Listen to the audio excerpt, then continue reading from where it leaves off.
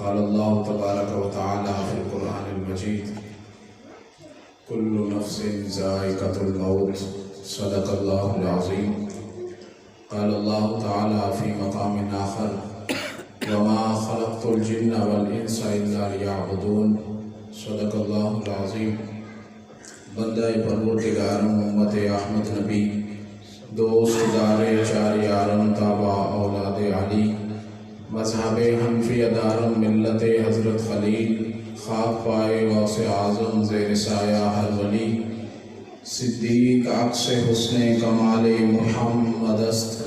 فاروق ذل جاہ و جلال محمد است عثمان ضیاء شمع جمال محمد است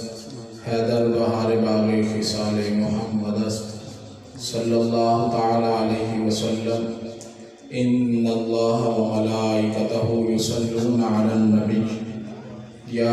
ایھا الذین آمنوا صلوا علیہ وسلموا تسلیما الصلاۃ والسلام علیک یا سیدی یا رسول اللہ الصلاۃ والسلام علیک یا سیدی یا حبیب اللہ وعلی آلک واصحابک یا سیدی یا رحمۃ للعالمین۔ سامعین و گرامی قدر حضرات، بھائی محمد ناصر بھٹو صاحب، ان کے بھائی کی اصالہ ثواب کی محفل میں اور آپ حاضر ہیں۔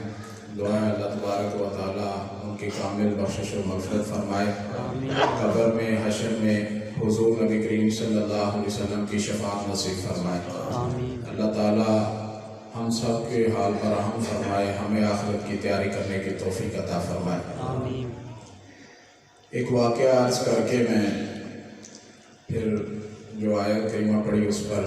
کچھ گزارشات کروں گا۔ حضرت جنید بغدادی رضی اللہ تعالیٰ عنہ، یہ اللہ تعالیٰ کے ولیوں میں ایک نامور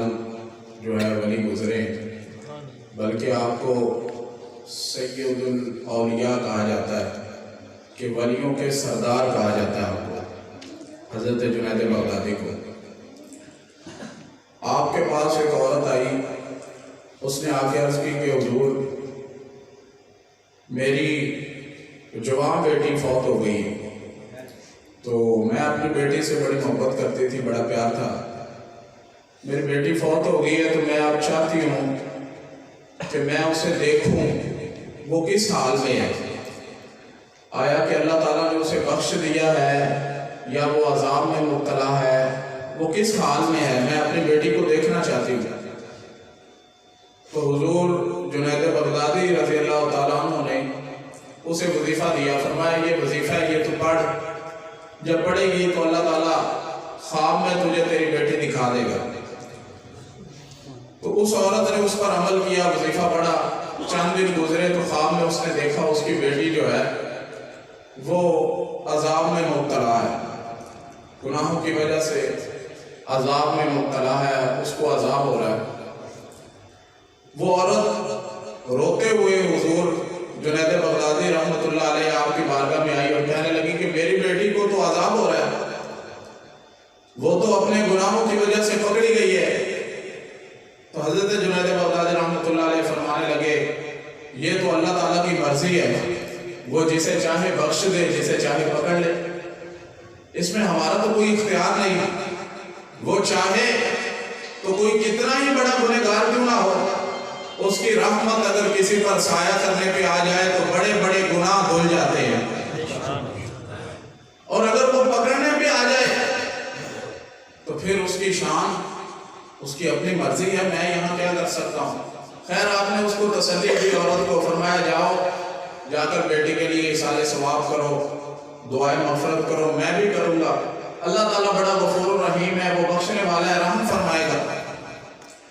حضرت جنید بغدادی رحمۃ اللہ علیہ فرماتے ہیں، توجہ سے یہ بات سماعت فرمائیں، فرماتے ہیں کہ چند دن گزرے، میرے خواب میں نے دیکھا کہ جنت کا منظر ہے اور تخت لگا ہوا ہے، تخت کے اوپر ایک نوجوان عورت بیٹھی ہوئی اور اس کے ارد گرد حور و غلمان اس کی خدمت کے لیے کھڑے ہیں۔ تو جنید بغدادی رحمۃ اللہ علیہ فرماتے ہیں کہ میں اس عورت کو تعجب سے دیکھنے لگا کہ یہ کون ہے،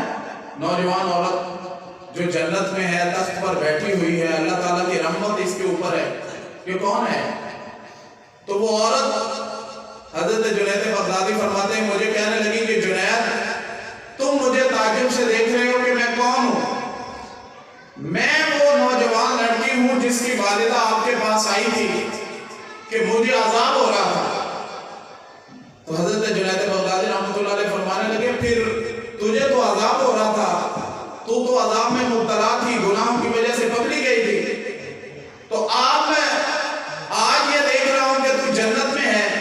حور و غلمان تیری خدمت کر رہے ہیں، اللہ تعالیٰ کی رحمت کا سایہ ہے تجھ پر، تو یہ ماحول کس طرح بدلا؟ وہ عورت کہنے لگی کہ ہوا کچھ یوں کہ اللہ تعالیٰ کے ایک ولی کا اس قبرستان سے گزر ہوا جس میں میری قبر تھی۔ سبحان اللہ بولو، سبحان اللہ۔ اللہ تعالیٰ کے ایک ولی کا اس قبرستان سے گزر ہوا جہاں میری قبر تھی،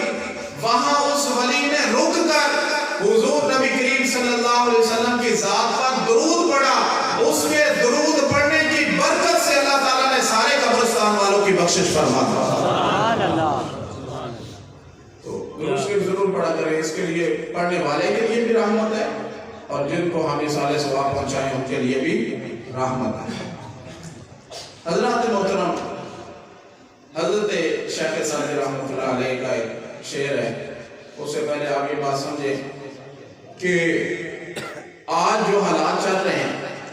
بہت سارے معاملات ایسے ہیں ان میں مسلمانوں میں آپس میں اختلافات ہیں،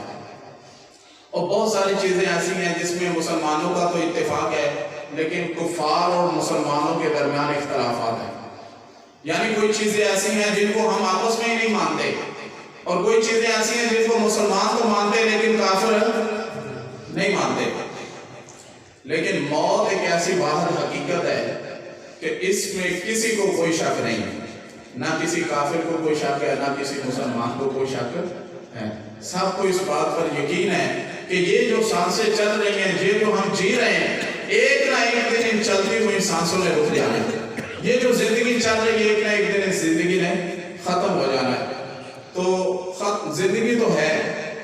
حضرت شیخ سعدی رحمۃ اللہ علیہ فرماتے ہیں کہ زندگی آمد برائے بندگی، زندگی بے بندگی شرمندگی۔ فرمایا کہ زندگی تو ہے لیکن یہ زندگی جو ہے اللہ تعالیٰ نے اپنی بندگی کے لیے عطا کی ہے، اور جو زندگی رب تعالیٰ کی بندگی کے بغیر گزرے، حضرت شیخ سعدی رحمۃ اللہ علیہ فرماتے ہیں وہ شرمندگی ہی شرمندگی۔ کہ دیکھو جو زندگی ہم نے یہاں رب تعالیٰ کی بندگی کے بغیر گزار دی، وہ قبر میں بھی تو شرمندگی، حشر میں بھی شرمندگی، پھر قیامت کے دن بھی شرمندگی، پھر دوزخ کے اندر بھی شرمندگی۔ یہاں تک فرمایا گیا کہ جب بندہ قبر میں جائے گا تو فرشتے اس کو جھنجھوڑ کر اٹھا کر بٹھا دیں گے، اور فرشتے کہیں گے کہ اپنے دامن میں لکھ، جو گناہ تم نے کیے خود اپنے ہاتھ سے لکھ۔ فرشتے کہیں خود اپنے ہاتھ سے لکھ جو گناہ تم نے کیے۔ تو وہ بندہ ایک گناہ لکھے گا اور اس کے بعد کہے گا نہیں مجھے شرم آتی ہے، میں اپنا دوسرا گناہ نہیں لکھ سکتا۔ تو پھر فرشتوں کے ہاتھ میں جو گرز ہوگا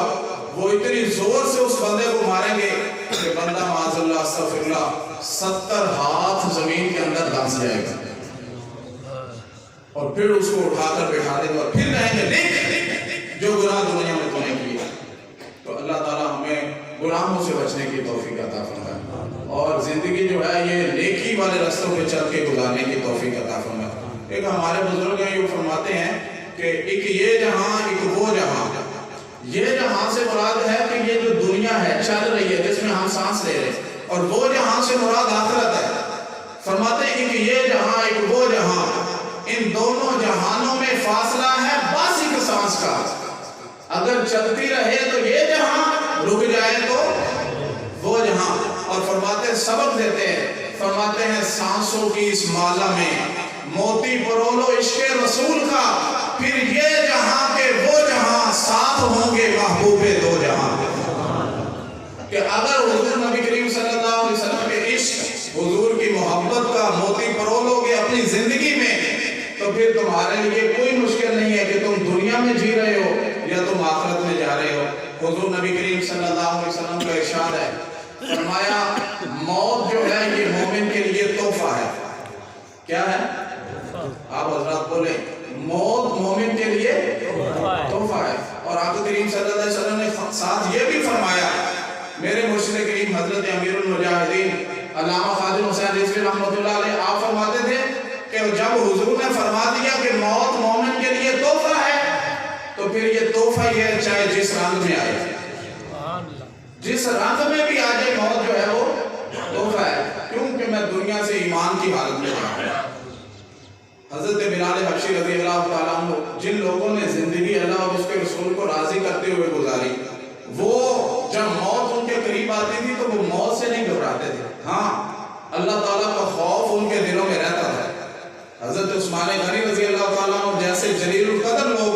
قبروں پہ جا جا کے روتے اور جا کے اپنی بخشش کے لیے دعا کرتے. خوف ان کے دل میں ضرور تھا, لیکن ان کے دل میں خوف اللہ تعالیٰ کا تھا, موت کا کوئی خوف ان کے دل میں. ہمارے دلوں میں موت کا خوف ہے لیکن رب تعالیٰ کا کوئی خوف نہیں ہے. یہ ہماری حالت ہے. حضرت بلال حبشی رضی اللہ تعالیٰ عنہ آپ کا جب وقت وصال قریب آیا, چونکہ انہوں نے زندگی اللہ اور اس کے رسول کی اتباع میں گزاری تھی, فرما برداری میں گزاری تھی, جب ان کا وقت وصال آیا, فوت ہونے لگے, تو آپ کی زوجہ آپ کی بیوی پاس بیٹھی ہوئی تھی. وہ پاس بیٹھ کر کہنے لگی وائے حسنا, واہ حسنا, واہ کارابا, کہ بلال بڑا غم ہے, بڑا افسوس ہے, بڑی پریشانی ہے کہ آپ اس دنیا سے جا رہے ہیں. تو حضرت بلال حبشی رضی اللہ تعالیٰ عنہ نے بیوی کو جھڑک دیا, فرمایا خاموش, یہ نہ کہے کہ بڑا غم ہے, بڑا افسوس ہے, بڑا دکھ ہے, میں دنیا سے جا رہا ہوں, بلکہ آپ نے خوشی کا اظہار فرمایا اور خوش ہو کر فرمانے لگے اگر کہنا ہے تو یوں کہے واہ تارابا, واہ تارابا, بلال بڑی خوشی ہے تو دنیا سے جا رہا ہے. تو بیوی اور جو آس پاس لوگ بیٹھے تھے انہوں نے کہا کہ جب کوئی دنیا سے جاتا ہے تو اس کے عزیز و اقربا روتے ہیں, اور آپ ہمیں منع کر رہے ہو کہ نہیں رونا نہیں ہے, خوشی کا اظہار کرو. فرمایا خوشی کا اظہار کرو اس لیے کہ میں دنیا سے جا رہا ہوں محمد عربی کی غلامی میں, مجھے اس بات پر کامل یقین ہے کہ ادھر آنکھ بند ہونی ہے, بارگاہ مصطفیٰ میں حاضری لگ جانا. تو اس طرح کی زندگی گزاریں جس زندگی میں ہمیں اللہ تعالیٰ کی رضا حاصل ہو, جس زندگی میں ہم حضور نبی کریم صلی اللہ علیہ وسلم کی رضا حاصل کر سکیں. اور آخر میں بس یہ آخری بات اپنے مرشد کریم حضرت قبلہ امیر المجاہدین رحمۃ اللہ علیہ آپ کا فرمان آپ سب دوستوں کو سنانے جا رہا ہوں. علامہ خادم حسین رضوی رحمۃ اللہ علیہ ساری زندگی یہ درس دے کے گئے امت کو, فرمایا کہ حضور صلی اللہ علیہ وسلم سے اتنی وفا کرو, اتنی وفا کرو, اتنی وفا کرو کہ قبر میں جب حضور پوچھیں, فرشتے پوچھیں آپ سے, تعلق بناؤ نا حضور کے ساتھ, حضور صلی اللہ علیہ وسلم سے اتنی وفا کرو, اتنی وفا کرو کہ قبر میں جب فرشتے پوچھیں ما کنت تقول فی حق ھذا الرجل, بتا دنیا میں رہ کر تو اس نبی سے کیا وفا کرتا رہا, کیا کہتا رہا. آپ فرماتے تھے تیری وفا اتنی ہو کہ جب فرشتے تجھ سے پوچھے بتا دنیا میں رہ کر تو نبی کے بارے میں کیا کہتا رہا, فرمایا تجھے بولنے کی ضرورت نہ پڑے, تجھے بولنے کی ضرورت نہ پڑے, حضور کے لمحائے مبارک کھل جائے, حضور بولے, حضور فرشتوں سے ارشاد فرمائے فرشتوں اس سے نہ پوچھو کہ یہ دنیا میں کیا کہتا رہا, میں گواہی دیتا ہوں یہ میرا غلام بن کے آیا ہے. تو کم از کم اتنی تو وفا ہونی چاہیے. میں ہمارے اوپر گاؤں میں بھی کل فوتگی ہوئی تو ساری رات, جنازہ آج زور کے بعد ہے, رات کو بندہ فوت ہوا,